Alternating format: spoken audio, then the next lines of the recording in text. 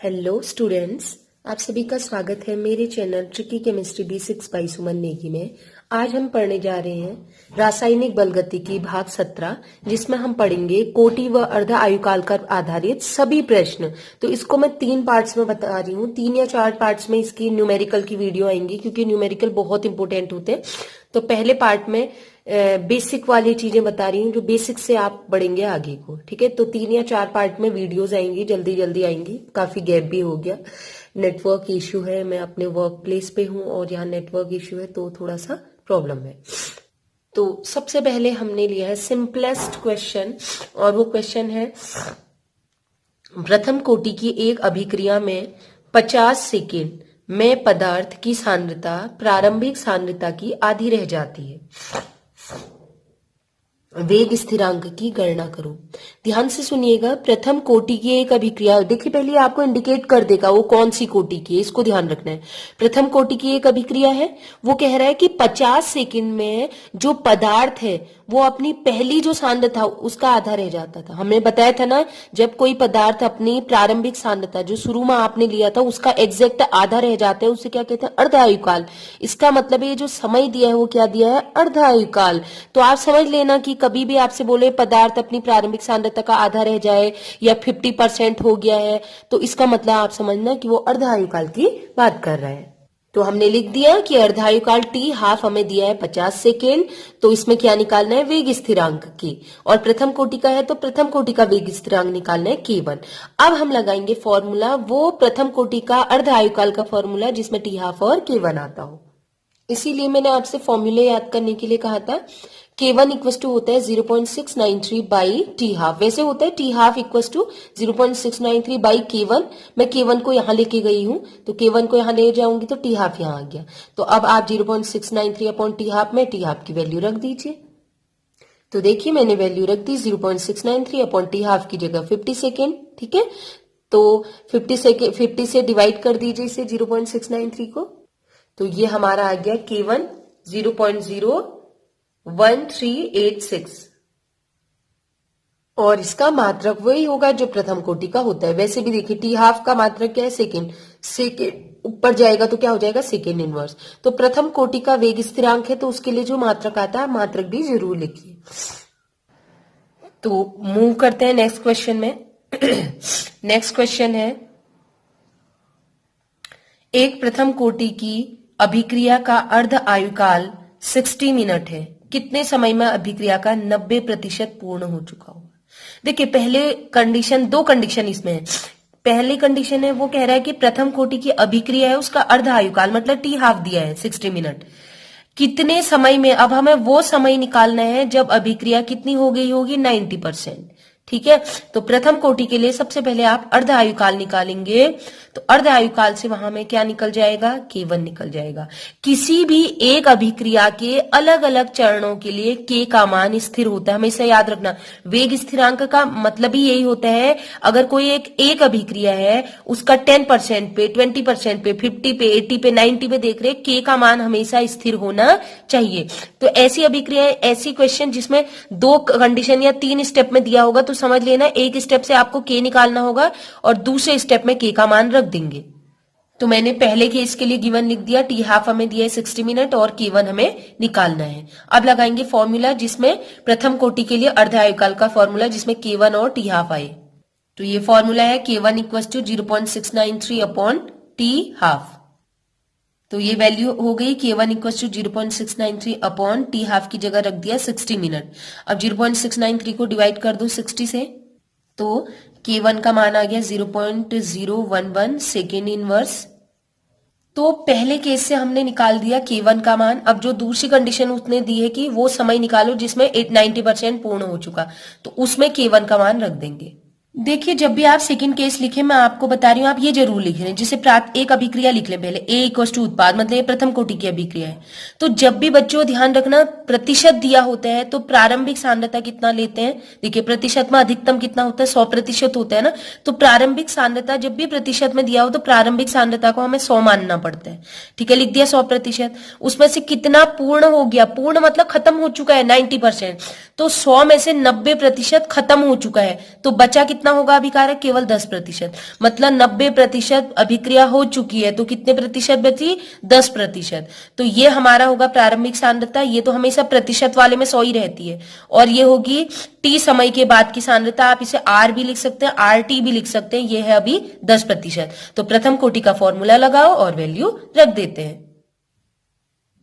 तो हमने फॉर्मूला रख दिया प्रथम कोटि के लिए, K1 equal to 2.303 upon T into log 10 R not upon R T. जब मैंने आगे फॉर्मूले बताए थे वहां पर आर नॉट अपॉन खाली आर लिखा था, तो मैंने टी इसलिए लिख दिया, टी समय बाद। वो आपकी इच्छा है, आप कैसे ही लिखें। चलिए तो वैल्यू रख लेते हैं। देखिए K1 हमारे पहले केस से कितना आ गया था, 0.011 इक्वल टू 2.303 अपॉन टी का मान हमें निकालना है, इंटू लॉग 10 आर नोट। देखिए जब भी प्रतिशत दिया हो तो प्रारंभिक सांद्रता R0 जो होती है प्रारंभिक सांद्रता वो 100 होती है। आर टी, टी समय बाद कितने, 90% पूर्ण हो चुकी है, तो 100 में से 90 खत्म हो चुका है, बचा कितना, 10। तो आपको सिंपल कुछ नहीं करना है। देखिएगा इस जीरो से ये जीरो कट गया, तो ये आ गया 1 मतलब कुछ भी नहीं। तो ये आ गया लॉग, ये देखिए जब भी हम न्यूमेरिकल निकालते हैं लॉग बेस 10 जरूर लेना होता है। ये बेस में लिखा हुआ है 10, ठीक है, अलग से नहीं है। लॉग ये बहुत छोटा सा लिखिएगा, बेस 10, और यहां पर आ गया 10। तो नेक्स्ट क्या है, टी को हम यहां लेके गए, T equal to 2.303 upon 0.011, sorry ये वैल्यू मैं पूरी नहीं लिख पाई, ये था 0.1155 आई थी। आप चाहे तो इतनी भी लिख सकते हैं, मैंने पूरी लिखी है वैल्यू जो K1 का आया था। K1 का मान 0.1155 आया था पूरा मान, ठीक है, एग्जैक्ट। तो ये हो गया इंटू लॉग बेस 10, और इधर क्या आ गया था, 0 से 0 कैंसिल हुआ, वहां 10 बचा। तो लॉग 10 जो है, ये देखिए लॉग 10 का मान होता है 1, ये याद कर लीजिए। तो यहां आ गया t इक्वल टू 2.303 को 0.011 से 1155 से डिवाइड किया तो आ गया 199 इंटू लॉग 10। लॉग 10 की वैल्यू होती है, लॉग 10 की वैल्यू होती है 1। तो 199 को 1 से मल्टीप्लाई करोगे तो क्या आएगा, 199। तो हमारा आंसर आ चुका है t इक्वल टू 199 मिनट। तो आप मूव करते हैं नेक्स्ट क्वेश्चन की ओर। नेक्स्ट क्वेश्चन है क्वेश्चन नंबर 3। एक प्रथम कोटि की अभिक्रिया का आधा भाग 10 मिनट में पूर्ण होता है। आधा भाग मतलब अर्ध आयुकाल दिया है इसका, आधा भाग 10 मिनट में पूर्ण होता है, मतलब टी हाफ दिया है। तो पहला केस हो गया, इस अभिक्रिया का 80% कितने समय में पूर्ण होगा, मतलब वो समय, आपको वो समय निकालना है जब वो 80% हो जाए। तो अभिक्रिया आधी हो जाए मतलब जब 50% हो जाए, मतलब अर्ध आयुकाल दिया हुआ है। इससे हमें K1 निकालना है। K1 निकालेंगे तो K1 का मान फिर दूसरे केस में रख देंगे, उससे हमें T निकल जाएगा जैसे हमने पहले किया। तो T हाफ का मान 10 मिनट और K1 हमें निकालना है। तो पहला केस जो है उसमें हम फॉर्मूला लगाएंगे, K1 equal to 0.693 upon T half. T half की जगह 10 मिनट रखें, तो ये वैल्यू हमने रख दी। अब 10 से हम डिवाइड करेंगे 0.693 को, तो हमें वैल्यू मिल चुकी है 0.0693 सेकेंड इनवर्स, ये आ गई K1 का मान।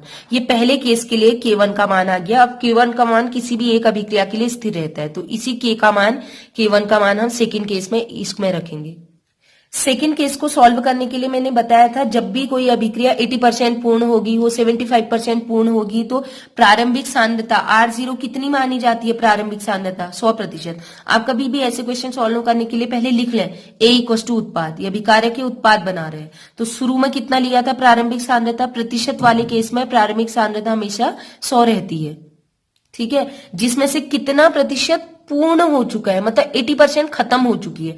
तो 100 में से 80% खत्म हो गई तो बचेगी कितना, 20%। तो 20% हमारा क्या आ गया, ये RT। आप चाहे तो R लिखें या RT लिखें, तो ये वैल्यू मैंने यहां भी लिख दी है कि 100% प्रारंभिक होता है और प्रारंभिक वही रहेगा, और RT जो है T समय बाद वो है 20%। तो अब फॉर्मूला लगाएंगे। तो फॉर्मूला हमने लगाया K1 equal to 2.303 log 10 R0 upon RT। देखिए T का मान निकालना है, K1 का मान हमें पता है, तो T को हम यहां ले गए, K1 को यहां लेके गए। तो 2.303 K1 यहां आ गया, तो K1 का मान है 0.0693 log 10 इंटू R0 का मान 100 और RT 80% खत्म हो गई, कितनी बची, 20%। तो अब क्या करना है आपने, एक जीरो से एक जीरो कैंसिल कर दिया। अब 2 से 10 को भी काट सकते हैं, तो 2 से 10 को कट करेंगे कितना आएगा 5। तो log 5 की वैल्यू आपको पता होनी चाहिए, और अगर ऐसे नहीं आते हैं तो मैं इसे प्रॉपर सॉल्व करना बता रही हूँ, ठीक है। ये हो गया log 10/2, तो log 10/2 मतलब log a/b आपको फॉर्मूले आनी चाहिए। अगर इनकेस नहीं आते हैं तो मैं आपको log एक दिन एक वीडियो log की बना के बता दूंगी, आप मुझे कमेंट कर दें कि आपको log आते हैं नहीं आते हैं, तो मैं वीडियो बना दूंगी। 2.303/0.0693। अब log 10/2 log a/b जो है उसको हम सॉल्व करके जब लिखते हैं तो लिखते हैं log a minus log b, तो log 10 माइनस log 2, तो log 10 का मान कितना होता है 1, और log 2 का मान ये आपको वैल्यू पता होनी चाहिए 0.3010, मैं आपको निकालना बता दूंगी एक दिन। तो 2.303 को डिवाइड करेंगे 0.0693 से तो आएगा 33.23 इंटू log 10 की वैल्यू कितनी होगी 1, log 2 की वैल्यू होती है 0.3010, तो 1 में से माइनस कर दो 0.3010 तो आएगा 0.699। अब 0.699 को मल्टीप्लाई कर दो 33.23 से, तो हमारा आंसर आ गया टाइम 80% पूर्ण होने में लगा कितना समय 23.22 मिनट। चलिए, तो ये क्वेश्चन थे तो एक टाइप के कि अर्ध आयुकाल दिया है, तो फिर उसके बाद आप कैसे दूसरे केस में लगाएंगे। अब एक ये दूसरे टाइप का क्वेश्चन है, ये है प्रथम कोटि की अभिक्रिया को 90% पूर्ण होने में 8 घंटा लगता है। पहला केस है कि एक प्रथम कोटि की अभिक्रिया है, ठीक है, उसको 90%, जब वो 90% कंप्लीट हो रही है तो 8 घंटे लगते हैं। तो अब ये पहले का टाइम पूछा, जब वो 80% पूर्ण हुई थी तो कितना समय लगेगा। तो इसमें केस आपने लगाना है वही ए लिखना है, ए इक्वल टू उत्पाद, क्योंकि देखिए इसमें 50% नहीं लिखा है, अर्ध आयुकाल नहीं दिया है इसमें, ठीक है। तो ये वाला लगाएंगे 90, 80, 75 हो तो ये वाला लगाएंगे ए इक्वल टू उत्पाद। तो शुरुआत में जब टाइम 0 होता है तो कितना होता है प्रारंभिक सांद्रता, मैंने बताया था हमेशा कितनी होगी 100%, आर नोट का मान हमेशा 100%। अब कितना कह रहा है 90%, तो 90% पूर्ण हो रहा है, 100 में से 90 पूरा खत्म हो चुका है, तो कितना बचा होगा 10%। तो 90% पूरा खत्म होने में कितना लग रहा है 8 घंटा। तो पहला केस पढ़ेंगे, अभी मैंने जगह छोड़ी है दूसरे केस के लिए, तो पहले केस के लिए आप फॉर्मूला अप्लाई करेंगे, ठीक है। तो फर्स्ट कंडीशन जो है हमारा कि 8 घंटे लग रहे हैं 90% के लिए, इससे वही के निकलेगा हमारा। तो K1 equal to 2.303 log 10 R not upon R T. अब K1 निकालना है मैं 2.303 टी हमें लिखा है 8 घंटा, तो घंटे में ही रखिएगा 8 घंटा, log 10 आर नॉट प्रारंभिक सांद्रता 100% और आर टी होता है टी समय बाद, 8 घंटे बाद कितनी है सांद्रता, कितनी बची केवल 90 खत्म हो गई तो कितनी बची 10%, तो 10 लिखिए। अब एक जीरो में से एक जीरो कट जाएगा तो कितना बचेगा K1 इक्वल टू 2, तो मैंने इसको डिवाइड कर दिया 2.303 को 8 से, तो ये आ गया 0.2878 इंटू लॉग, ये कितना आ गया 0 से 0 कटा ऊपर बचा केवल 10, तो log 10 की वैल्यू होती कितनी 1। तो इनको सॉल्व किया तो K1 इक्वल टू 0.2878 और log 10 इक्वल टू आया 1, इन दोनों को मल्टीप्लाई किया तो आ गया 0.2878 और ये इसकी मात्रक होगा सेकेंड -1। फिर वही कहा था किसी एक अभिक्रिया के लिए, अभिक्रिया के अलग अलग पदों के लिए K का मान स्थिरांक रहता है, ठीक है। इसलिए इसी अभिक्रिया के लिए जब हम दूसरा केस लगाएंगे तो वहां पर हम K1 का मान रख देंगे। अब देखिए आपको क्या करना है, फिर से मैं पहले केस में आ गई, तो ये कह रहा है जब 80% पूर्ण हो जाए, मतलब 100 में से जब 80% खत्म हो जाए, 80% खत्म हो जाएगा तो कितना बचेगा 20%, तो जब 20% खत्म हो जाएगा तो उस समय समय क्या रहा होगा कह रहा।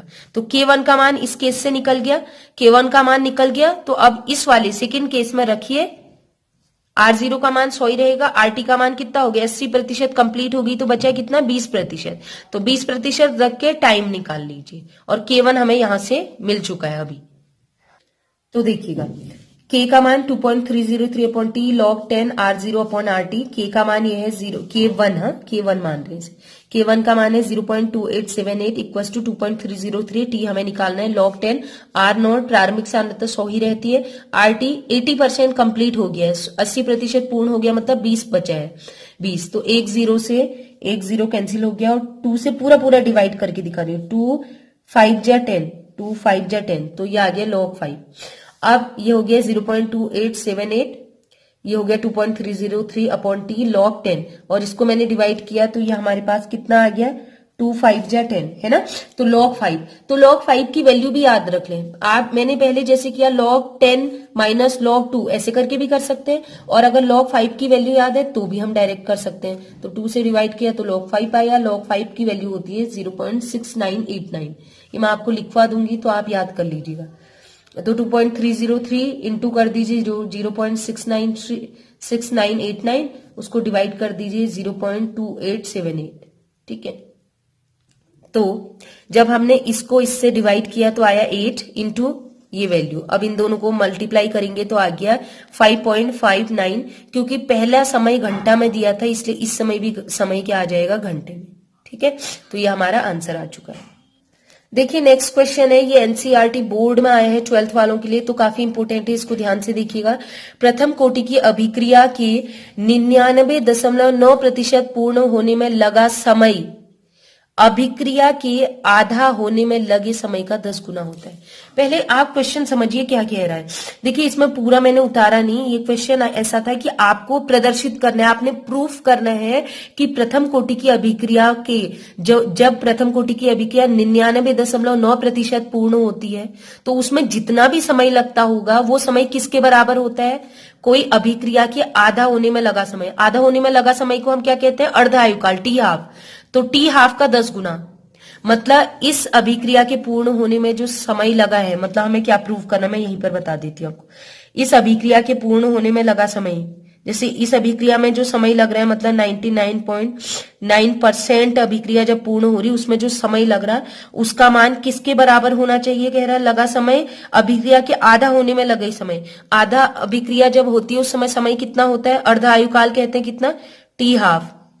टी हाफ के लगे समय का 10 गुना होता है, इसका 10 गुना होता है। हमें प्रूफ करना है कि इसका मान 99.9% होने में लगा समय अर्ध आयुकाल का 10 गुना होता है। हमें ये प्रूफ करना है, इसमें कुछ निकालना नहीं है। ये वैल्यू दी है, इसमें पुट करो, सीधे अपने आप निकल के आ जाएगा। ये करें, चलिए कंडीशन अप्लाई करें। तो ए इक्वल टू उत्पाद है, अभिकारक इक्वल टू उत्पाद। जब टाइम 0 था, जब अभिक्रिया शुरू नहीं होती, प्रतिशत वाले में हमेशा प्रारंभिक सांद्रता कितनी लेते हैं, अभी बताया था 100। शुरू में आपको R0 100 ही लेना होता है, 100% से ज्यादा कुछ नहीं होता। उसके बाद कितने समय में, अब हमें ये वो समय निकालना है जब अभिक्रिया, ठीक है, अब ये समय हमें पता करना है, वो समय जिसमें ये जो है अभिक्रिया कितना हो जाए, 99.9% खत्म हो जाए। तो 100 में से 99.9% खत्म होगा तो बचेगा कितना, 0.1%। हम ये भी कह सकते हैं वो समय बताओ जब अभिक्रिया केवल 0.1% बचे। तो R0 ये हो गया, RT आपका ये हो गया। अब आपको वैल्यू रख देनी है प्रथम कोटि की अभिक्रिया में। तो नेक्स्ट क्वेश्चन है formula K1 equal to 2.303 upon T log 10 R0 upon RT। K1 equal to 2.303, T की जगह आप क्या रख लेंगे, कौन सा समय निकालना है जब 99% पूर्ण हो जाए। तो आप चाहें तो खाली टाइम रख सकते हैं क्योंकि हमें यही निकालना है, या ये लिख सकते हैं टाइम वो जब 99.9% अभिक्रिया पूर्ण हो रही है। तो अगर हम ये लिख देंगे तो हमें पता चल जाएगा इतनी प्रतिशत अभिक्रिया पूर्ण होने का ये समय है। तो मैं इसके नीचे लिख दिया, और आप नहीं चाहते तो मत लिखिए, बस हमें पता है हम वो वाला समय निकाले जब 99.9% पूर्ण हो जाए।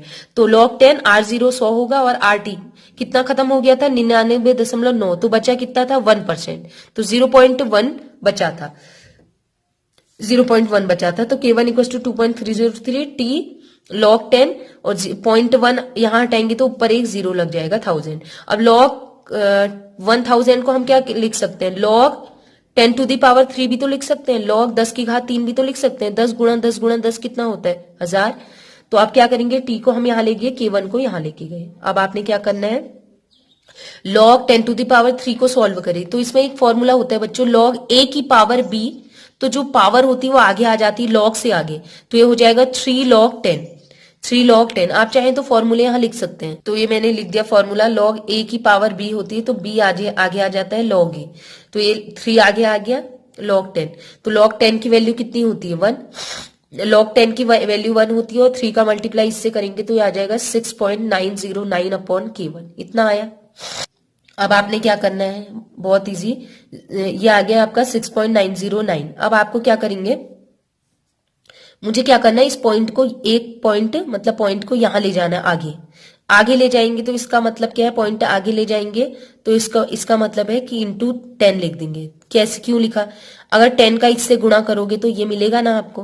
तो अगर पॉइंट इधर लेके जाते हैं तो 10 टू द पावर माइनस में आता है 1 2 3 4, लेकिन अगर पॉइंट इधर लेके जाएंगे लेफ्ट में तो 10 टू द पावर +1 आएगा, ऊपर 1 पावर आएगी। जितने पॉइंट यहां ले जाओगे 10 टू द पावर बढ़ेगी 1। अगर एक पॉइंट ले गए तो 1 पावर, 2 पॉइंट ले गए तो 2 पावर, और वहीं आप इधर लेके जाते हैं राइट में 10 टू द पावर माइनस में पावर बढ़ेंगी। एक पॉइंट ले गए -1, 2 पॉइंट ले गए -2, ठीक है, ये आपको समझना है।